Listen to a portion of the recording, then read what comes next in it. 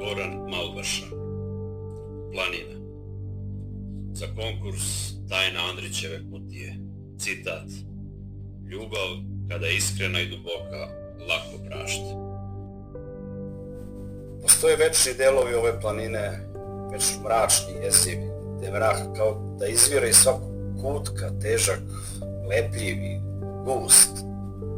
Na ovim mestima gde se sunce boji da svrati, čovjek osjeća nekakvu teskobu, sujeverni strah, čula se izoštre, a nagoni uskomešaju.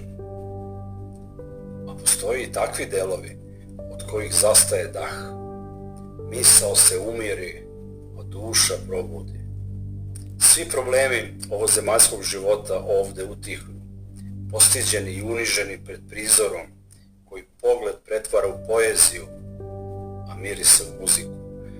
Čovjek ovde postaje nesposoban za mržnju, malodušnost, pesimizam i strah. Sve što je dobro u njemu ovde biva probuđeno. Inspirisano romanom na Drini Ćuprija.